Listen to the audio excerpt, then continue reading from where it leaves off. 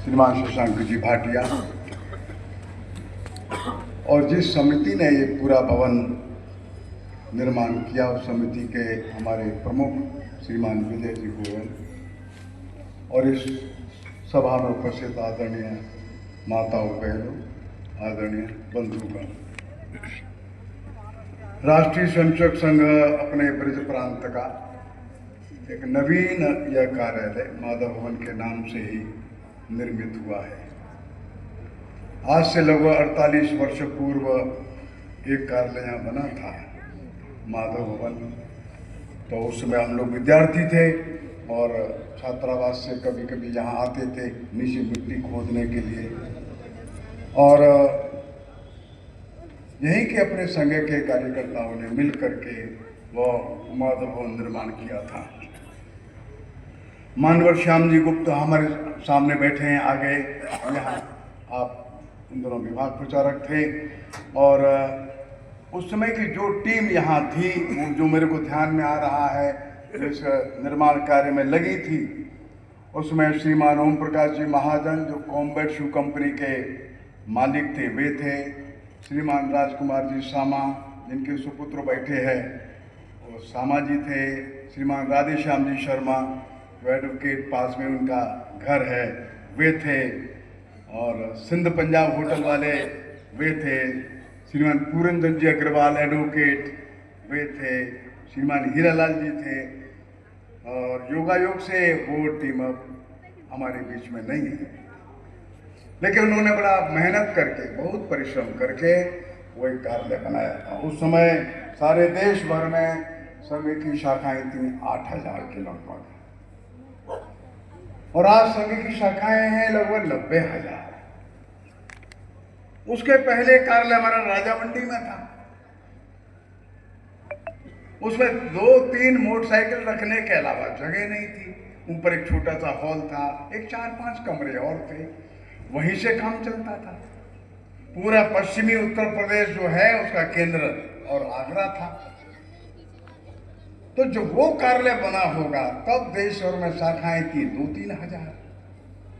कार्य बढ़ा और एक माधव भवन यहाँ बना 78 में, और अब कार्य जो है और बढ़ रहा है, और तरह के कार्य प्रारंभ हो गए, नए नए प्रकार की समितियां बनती हैं, अनेक संगठन खड़े होते हैं, कार्य का व्याप बढ़ता है, कार्यकर्ताओं का आना जाना बढ़ता है, कार्यकर्ताओं की बैठकों का क्रम बढ़ता है, अनेक प्रकार के सामग्री और कार्यालय में संभाल करके डॉक्यूमेंटेशन के नाते रखनी भी पड़ती है।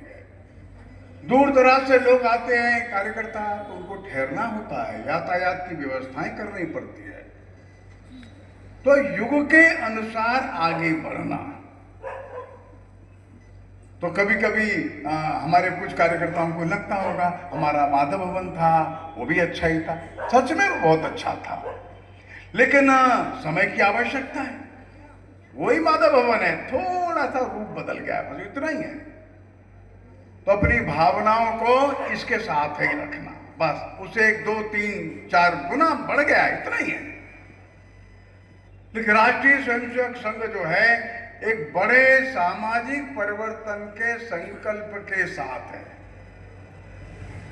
जो आगरा में पुराने लोग अभी यहाँ जो बैठे होंगे उनको ध्यान में होगा, यहाँ पुराने एक संघ चालक जी थे, मान्यवर पंडित शोभरन सिंह जी थे, थान सिंह जी सोलंकी थे, राम प्रकाश जी खेड़ा थे, अपने देवेंद्र जी थे जो विजयनगर कॉलोनी में वे थे, अभी अभी हमारे बीच में अब नहीं रहे, अभी श्रीमान हीरालाल जी थे।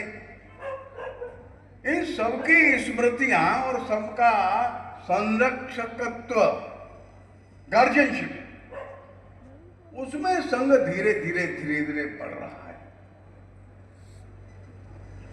संघ का एक बड़ा लक्ष्य है, उस बड़े लक्ष्य के अनुरूप जो जैसी आवश्यकताएं बढ़ती जाती हैं वैसा रूप उसको रखना होता है।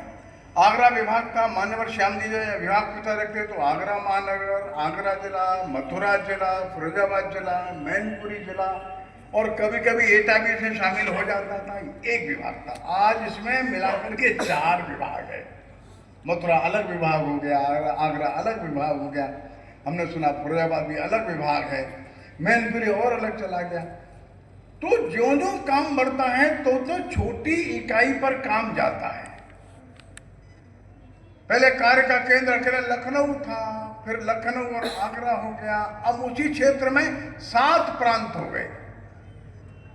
गोरखपुर एक केंद्र है, लखनऊ एक केंद्र है, काशी एक केंद्र है, कानपुर एक केंद्र है, आगरा एक केंद्र है, मेरठ एक केंद्र है और देहरादून एक केंद्र है। एक प्रांत था 50-60 के लगभग, लखनऊ केंद्र था, अब 7 केंद्र है। कार्य बढ़ रहा है और संघ का कार्य बढ़ रहा है, तो साथ साथ संघ के स्वयंसेवक जो भिन्न भिन्न क्षेत्रों में जा रहे हैं वो भी कार्य बढ़ रहे हैं। और आश्चर्यजनक रूप से संघ धीरे धीरे धीरे धीरे धीरे धीरे समाज जीवन के प्रत्येक क्षेत्र में अपने कार्यकर्ताओं को भेजने का प्रयत्न करता है। कार्यकर्ता वहां के लोगों को साथ लेकर के काम को आगे बढ़ाते हैं। उद्देश्य एक ही है, अपने इस मातृभूमि का अत्यंत गौरवशाली वैभवशाली चित्र हम अपनी आंखों से देख सकें। अपना पवित्र हिंदू समाज, अपना पवित्र हिंदू धर्म, अपना पवित्र हिंदू संस्कृति, इस सबको संभाल कर रखते हुए हिंदू राष्ट्र का अत्यंत सम्माननीय चित्र हम अपनी आंखों के सामने देख सके। प्रारंभ में लगता था हिंदू समाज की रक्षा करना यह हमारा काम था, ठीक, वो पक्का, वो तो है ही है। और धीरे धीरे डायमेंशंस बढ़ रहे हैं, जैसा महाराज जी ने कहा, अब शिक्षा के जगत में नए नए प्रयोग अपने को कर रहे हैं। विज्ञान के क्षेत्र में भी हमारे लोग जा रहे हैं। विज्ञान की दिशा क्या हो, इतिहास की दिशा क्या हो, मनोविज्ञान की दिशा क्या हो, विदेश नीति में हमारा पुराना गौरव क्या रहा है, उसका अध्ययन करने वाले समूह खड़े हो रहे हैं। इंटरनेशनल रिलेशनशिप में हमारा एंशिएंट कैसा था, वो अध्ययन करने वाले समूह खड़े हो रहे हैं। दुनिया के देशों में वहां के समाज के साथ मिलकर के वहां का समाज खड़ा हो जाए।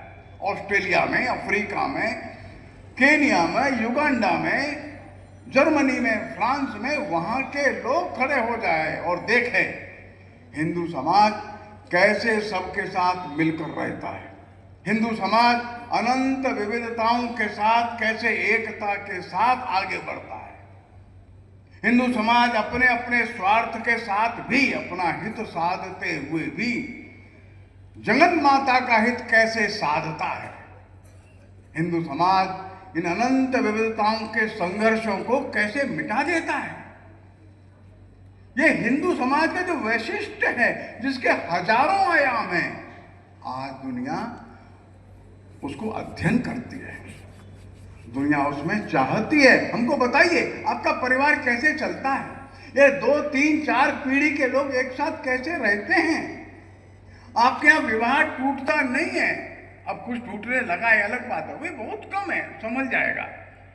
वो लगातार आपका परिवार विवाह के साथ कैसे संभल करके रहता है, बच्चे दादा दादी की चिंता कैसे करते हैं, ये दुनिया, सारा विश्व हमसे जानना चाहता है। और ये जिम्मेदारी आज हमारे ऊपर है। और हिंदू समाज को एक और अपना घर संभालना है। अपना घर माने समस्त हिंदू समाज को संभाल करके रखना है, ये काम हमारे ऊपर है। और साथ साथ विश्व के इस गरीबी को, अर्थात विश्व की इस मानसिक गरीबी, सारे विश्व की इस अंतरात्मा की जो गरीबी है वो नहीं जानते, उनको बताना है राह कौन सी, मार्ग कौन सी। ये जिम्मेदारी इस भवन की आज है। ये भवन के राष्ट्रीय स्वयंसेवक संघ के कुछ प्रचारकों के रहने का केंद्र मात्र नहीं है। ये भवन समस्त हिंदू समाज के जागरण का है, समस्त हिंदू समाज के चैतन्य बोध का है। समाज जीवन के प्रत्येक क्षेत्र में अपने को जाना। कभी कभी हमको ध्यान में आता है, देखो बगल की बस्तियां हैं, गरीब बच्चे हैं, वहां जाकर के देखना है वह हीमोग्लोबिन कितना है महिलाओं का, बच्चों का कितना है, वो बच्चे स्वस्थ कैसे होंगे। सारे देश में 65% बच्चे ऐसे हैं जो एनीमिक है, रक्त की कमी है।